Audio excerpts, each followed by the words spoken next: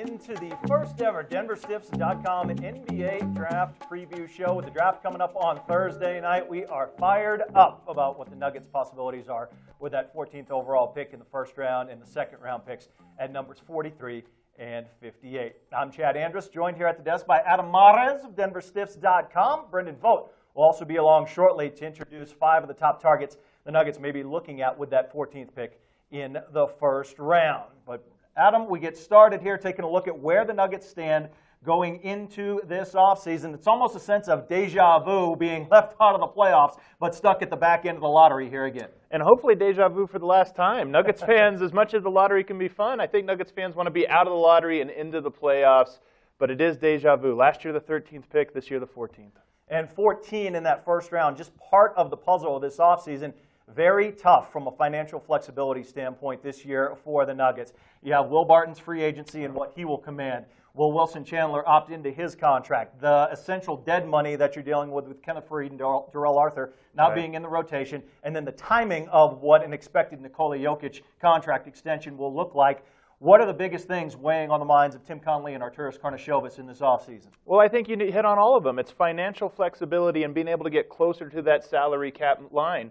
And, you know, we're looking at this team in the draft. The draft and free agency are both married to each other for the team here. They might look to use the draft to set salary, as you mentioned, Wilson Chandler, Kenneth Faried, or they might look to take a player. So they got a lot on their plate, but it all comes down to, can they get closer to that salary cap line? Looking at number 14 with that first round pick, we've got a list of 5 of the top targets the Nuggets may be looking at. And for the first of those 5, we toss it over to Brendan Vogt. What's up, Nuggets fans? Welcome to my new virtual home where Adam Mares has banished and trapped me between now and the NBA draft. I'm here to break down 5 NBA draft prospects, and the first one is Zhaire Smith, the high-flying guard out of Texas Tech. Now, Smith measures in at 6'4", although those who have seen him and those who measured him at the NBA Combine say he's actually 6'2", maybe 6'2.5". He also came in at just under 200 pounds, and he boasts a wingspan of just under 6 feet and 10 inches. Of course, the easiest thing to remember about Zhaire Smith, and the reason why you know who he is his ridiculous 41.5-inch vertical. He's the dude you've seen on YouTube putting dudes in body bags with reverse 360 alley-oops. And he finished the 2017-2018 season averaging 11.1 points per game, while shooting 55% from the field and 45% from deep, albeit on just 1.1 such attempts. Smith also averaged 5 rebounds and 2 assists per contest. So the question becomes, is he a complete and a skilled basketball player, or is he just a high flyer? Let's get back to Chad and Adam for the full breakdown. All right, we jump right in with prospect number 1 with the highest jumping player in the draft, and Adam, maybe the best athlete in the draft in Zhaire Smith. I think he probably is the best athlete, at least the athleticism that translates onto the court. And I'm intrigued by this guy. He's a guy that was not a top 100 player on ESPN's high school rankings and has flown up through the season after a great freshman season with Texas Tech. 6'10" wingspan, and of course that nearly 42-inch vertical makes up for a lot of the lack of height that they may see if you intend to play him on the wing at a 3 spot. But I guess the question is, if you're looking at number 14 for the Nuggets, where would he get on the court? Well, I think if you're drafting him to be your defensive specialist. And he's probably got to guards 1, 2s, and 3s. But as you mentioned, they've got Jamal Murray, Gary Harris ahead of him. He's going to be competing with Malik Beasley for minutes at the backup guard positions. And I think he's going to be much more versatile as a defender than Malik Beasley projects to be. But offensively, he's pretty raw. Well, he did shoot 45% from 3 at Texas Tech, and he is only 18 years old. Those are the things that are really encouraging to me besides the elite athleticism for Zhaire Smith. I don't think all hope is lost as potential as an offensive productive player. It was very, very few attempts with the three-point shooting. I think he only took 40 or something like that in his whole college career. But you are right. His stroke looks good. There are some raw offensive talents there that he could grow into, and a great work ethic. The coaches raved about him down there at Texas Tech. I did think you hit the nail on the head, though. Beasley is the guy you need to compare him to because it would be one of those 2 guys fighting for those minutes behind Jamal Murray and Gary Harris. On to prospect number 2, another big-time athlete, and even bigger guy than Zhaire Smith. We send it back to Brendan. Thanks, dudes. Next up on the list is Kevin Knox, the long and lean forward out of the University of Kentucky. Now, Knox is built like the prototypical modern NBA player, kind of like Adam Mares, you know? At 6'9" and a lean 215 pounds, many see him as a potential switchable wing defender with length and versatility for days. Knox averaged 32 minutes per contest with the Wildcats, where he posted 15.6 points, 5.4 rebounds per game, and he shot 45% from the field on just 34% from deep on 3.5 attempts per game. So can Kevin Knox develop into one of those ever-valuable 3-and-D guys at the next level? Is he the missing piece for the Nuggets at the small forward position? God, I hope so. Let's get back to Chad and Adam for the full breakdown. Always a great deal of intrigue around the one-and-done Kentucky prospects. No different this time around, especially when it's a guy who's proven he can score the basketball like Kevin Knox has. No doubt about it, Kevin Knox has big scoring potential. He had a 34-point game as a freshman this year for the University of Kentucky. He's long, he can shoot the ball, he can put it on the floor. You know, it's the rare breed of NBA player that's becoming more common, these guys with lots of length who can do a little bit of everything on the offensive end. So he tests out with all the athletic measurables, but I'm looking at this in theory more than I am in practice, Adam, because if you don't use your athleticism to really make a difference in the game on the defensive end, I begin to wonder how much of a value it's going to be for you at the next level. And I did not see that from Kevin Knox. This is surprisingly common for players in the NBA level who test in an open gym with incredible measurables, incredible athleticism, but it doesn't always transfer into the actual game. Andrew Wiggins is an example of this, I think, who jumps out of the gym, can't grab a rebound. I think Kevin Knox is a guy that there's real bust potential there because of sort of the lackadaisical way that he plays the game. He's got all those tools, but he doesn't always seem to be giving 100% or going 100 miles per hour. When I watched him at Kentucky, he looked really big on the court to me, like a 4-5. That's not going to be the case in the NBA, particularly with the Nuggets. I think if he becomes a Nugget with that 14th pick, he's probably going to get minutes at the 3 spot. The question is he going to be better than Juancho Hernangomez? Well, he's going to have to shoot the ball, and he was a 34% three-point shooter. I think one of the reasons he's really climbed up the boards over the last month as he's been working out for teams is, you know, he's shooting in an empty gym, and I think his shot has probably improved from where he was at Kentucky, as most young players have. But I think so much of his draft value is going to be, can he be an elite floor spacer at the 3 and not just a tall guy who can shoot? We'll move on to prospect number 3, our dead-eye empty gym shooter. Brendan Vogt has more. All right, let's move on to our third prospect now so I can get out of this room eventually. We're talking about Josh Okogie, the 6'4 guard out of Georgia Tech. Now, Okogie is not the tallest guard in this draft, but he has a reported 7-foot wingspan, and supposedly he weighs somewhere around 210 pounds. Okogie is a strong young man, emphasis on the young, as the 19-year-old doesn't enter his 20s until September. In his sophomore season, Okogie averaged 18.2 points per game, but he struggled to break 40% from the floor, despite shooting 40% from deep on 4 attempts per game. Okogie uses his strength functionally, crashes the board with tenacity, and he is an absolutely rabid defender. So the question becomes, is he the type of player that can succeed at the next level? Is he the type of player that the Nuggets are looking for? Let's get back to Chad and Adam with the full breakdown. 3 prospects in, 3 guys who are testing off the charts athletically that the Nuggets may be looking at number 14. Adam, what do you see when you watch Josh Okogie? I like this guy. This is one of my sleeper picks for Denver. Defensively, I think he has tremendous upside. Similar to Zhaire Smith, he's strong. Even though he's only 6'4", he is absolutely strong and can handle guys 4 or 5 inches taller. I think he plays incredibly hard at all times on the court. And then offensively, he's got some polish there on certain things. His shot looks good, a consistent 38% three-point shooter over 2 seasons. I just think he can be a really good 4th or 5th option on offense and lockdown defender on defense. I'm looking at him, and I see the potential there to develop into a 3-and-D guy, particularly with his athleticism. Problem is, all the tape I watch, all the highlights I see, it's wide open layups and dunks. Yeah. Like, I don't see a lot of other stuff there. I think it may take a while, and I'm not sure he's quite ready to play for this team. For me, he's a guy that got locked into that number 1 option role on a bad team, and I think his skill set is much more to being a 4th or 5th option. He's great off ball with cuts. He's good. He can finish with authority off of 2 legs. So for me, I wonder if he, playing next to Nikola Jokic, his offense is allowed to shine, but defensively he can start being that switch-all type player on the perimeter. I'll fully admit it, if I'm wrong on this one, I'll be really surprised if the Nuggets go this route at 14. But if they do decide to trade back and maybe work a deal, shedding some salary late in the 1st round or moving up from that 43 pick in a combination deal, trading back, I see him as an option. I like this guy. I like him a lot. I think he fits the Nuggets mold, and I think he'd be a guy, like you mentioned, probably not at 14, but if the Nuggets do move back, he's the guy I'd have my eye on. On to prospect number 4. We send it back over to Brendan for a look at a point guard. Let's move on now to Shai Alexander, the combo guard who also comes from the University of Kentucky. and also has a hyphenated last name, which I won't even try to say on television. SGA stands 6 feet 6 inches tall, weighs 170 pounds, and boasts a 7-foot wingspan. The 20-year-old Canadian averaged 14.4 points per game on 48% from the field and 40% from deep. The former Wildcat also posted 5.1 assists and 4.1 rebounds per game, while showing flashes of a high defensive upside at the next level. So is Shai a pure guard? Can he develop into a switchable wing defender that can handle the ball? Let's get back to Chad and Adam for the full breakdown. Our second one-and-done Kentucky prospect on the list is Shai Gilgeous-Alexander, the 6'6" point guard. Adam proved to not only be good, but very good both on and in team defensive concepts for John Calipari. And I think that's what you like about him as a prospect. He's got this new point guard height and length, kind of like Sean Livingston. You know, he can guard multiple positions with his length. He can also be a great help side defender because his hands can get in passing lanes.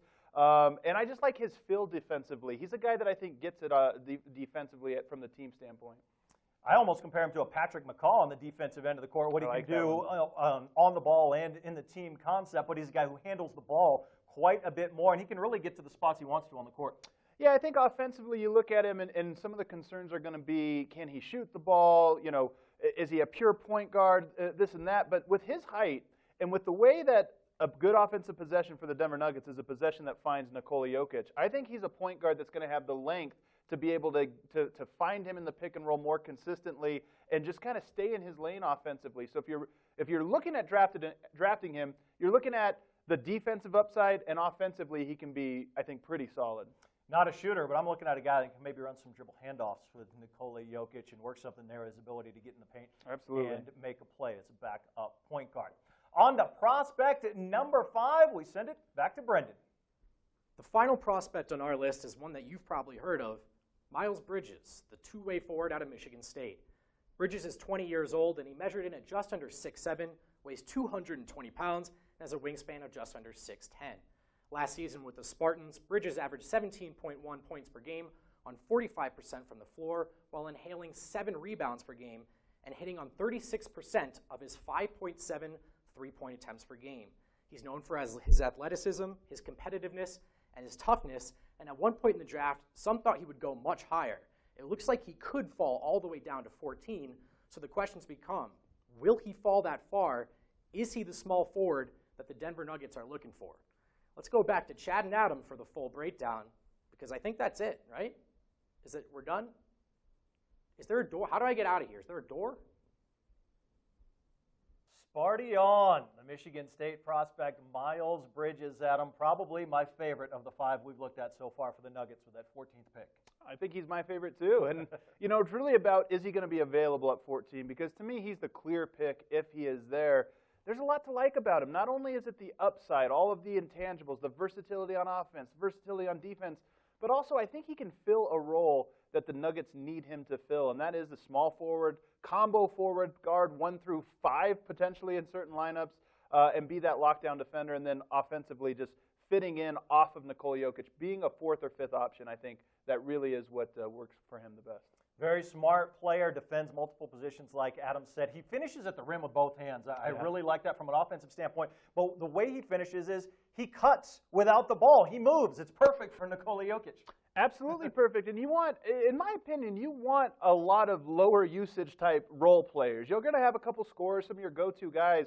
But Bridges fills that role, I think, perfectly for the Nuggets. He doesn't need the ball to be impactful on both sides.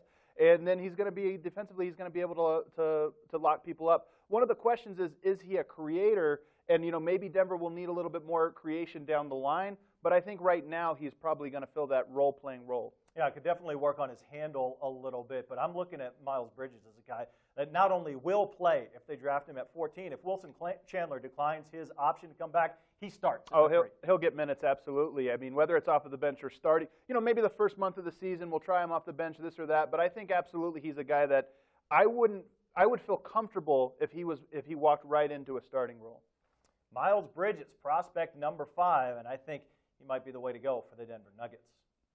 There you have it. 5 of the top prospects expected to be available to the Nuggets with that 14 pick in the first round. Best athlete in the draft, Zhaire Smith, out of Texas Tech. Big Kevin Knox, the 6'9 scorer from Kentucky. Josh Okogie, maybe a bit of a surprise from Georgia Tech, the Kentucky point guard and defensive specialist Shai Gilgeous-Alexander, and Michigan State sophomore, the 6'6 swingman, Miles Bridges. All right, Adam, we've taken a look at the top 5 selections or potential selections for Denver. Let's get down to it.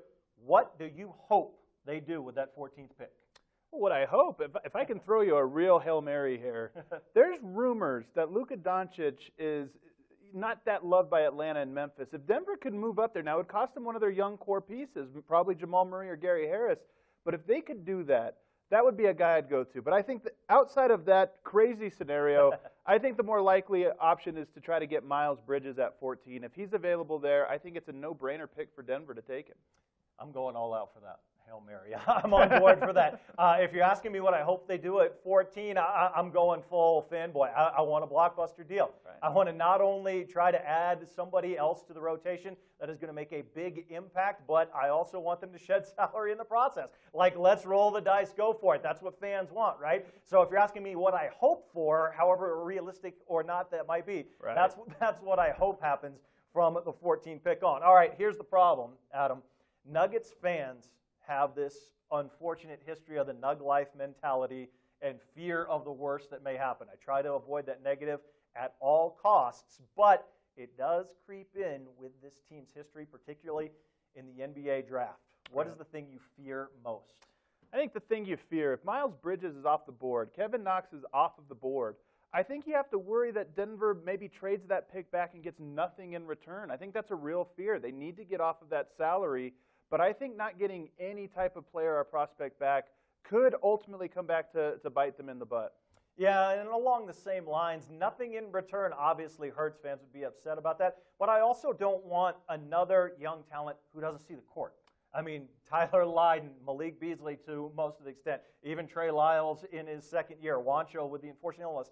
I don't want another guy drafted in the lottery who doesn't play. And I think that might happen. If Bridges is off the table and there's not a guy there that they absolutely love, you might be looking at a 2 or 3 or 4 year prospect that just doesn't see the court for the Nuggets. So that could really harm them. Okay, time to put ourselves in the shoes of Tim Connolly and Arturas Karnisovas. You take Arturas' shoes, you're bigger. I'll try to step into Tim's. What is it that the Nuggets will do with number 14? Am I being too optimistic to think that Miles Bridges is going to fall? You know, all of the mock drafts lately have him going to the Nuggets or even behind the Nuggets, and I think that if he's available there, it's going to work out. There's a lot of other players I think teams are interested in. I think he's the guy. Miles Bridges is my choice as well if he is there. If he is not there, I think it means that Zhaire Smith probably is there. So I'm guessing one of those two guys likely to pick if they hold on at number 14. Okay. It's not all about the first round in number 14. We should know that better than anybody here in Denver with the Joker. Second round pick. They've got number 43 and number 58. What are your expectations there?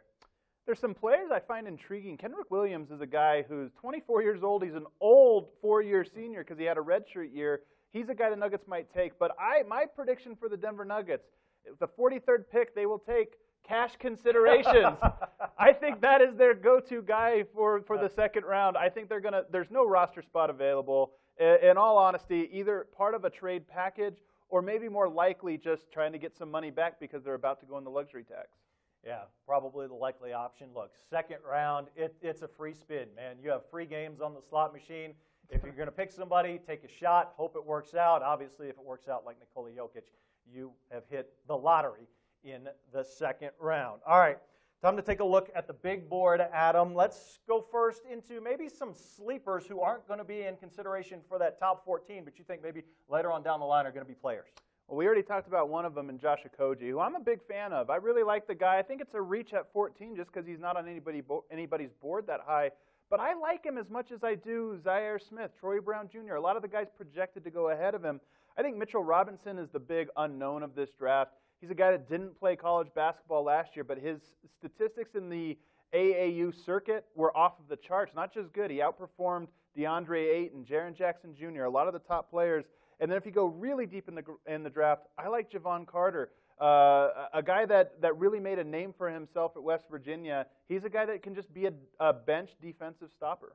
3 guys for me as well. Top of that list is Kyrie Thomas from Creighton. I think This guy has off-the-charts defensive ability. He plays bigger than he is at about 6'2.5". It starts on the defensive end for him, but he was also very efficient offensively. Maybe Patrick Beverley potential for a guy like Kyrie Thomas, who falls to the second half of the first round. I also know that there are some Pac-12 coaches who loved Aaron Holiday and, of course, the pedigree with his brothers in the NBA. And the long shot I'm looking at here may not even get drafted, but he is really strong, athletic as heck, and Raleigh Alkins. He does a little bit of everything across the board. Now, he has to improve at everything to see the court. That second part's important. But he is the versatile type of player that NBA teams are starting to shift towards, especially if you're rolling the dice at the back of the draft. Now, I watched Raleigh Atkins when they played here at CU, and they got their tails kicked. And so, not a guy that I'm horribly high on based solely off of that performance. All right, on to the flip side of this draft. It's inevitable.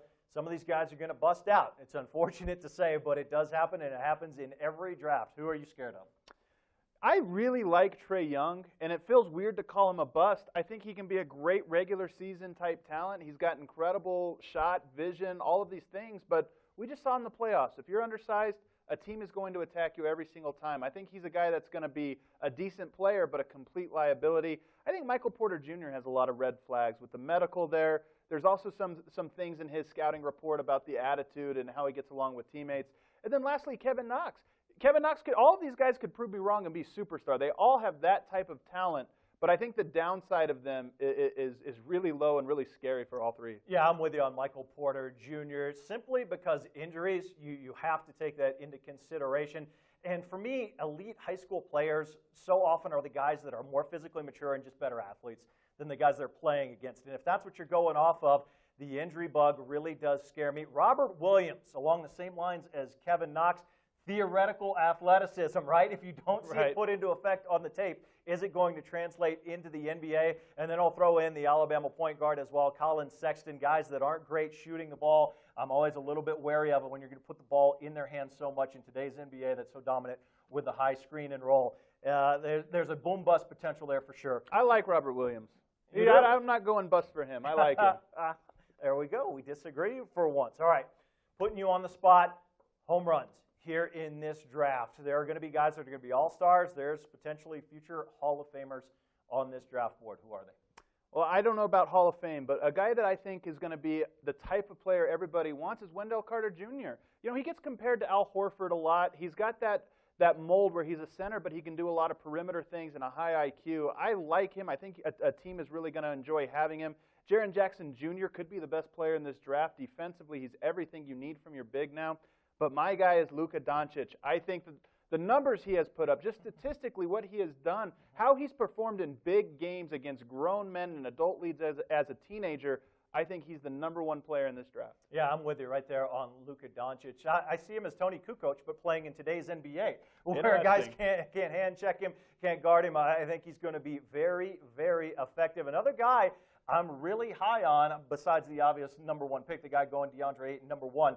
Some Pac-12 coaches that I spent the day with last week said he's got the best versatility, footwork, agility they've seen since Akeem Olajuwon. They were that high on him after playing against him in the Pac-12. But then the third guy, Mo Bamba. I mean, we have never seen length like this before, and I know there are teams who are trying to get in position to address that specific need with Mo Bamba. And everything I've seen from him, everything I've read about him, highly intelligent, really smart guy. I just don't think he's going to go into a situation where they're going to waste his potential, and I don't think he's going to waste his potential, so I think he's got a real high chance to succeed. There's a lot of bigs in this draft, and they're all so different. Mo Bamba may be more different than all of them, and I think he's the guy that where he is right now maybe is a little bit concerning, but the physical tools are there, and the direction he's headed, the trajectory of him as a prospect is very exciting.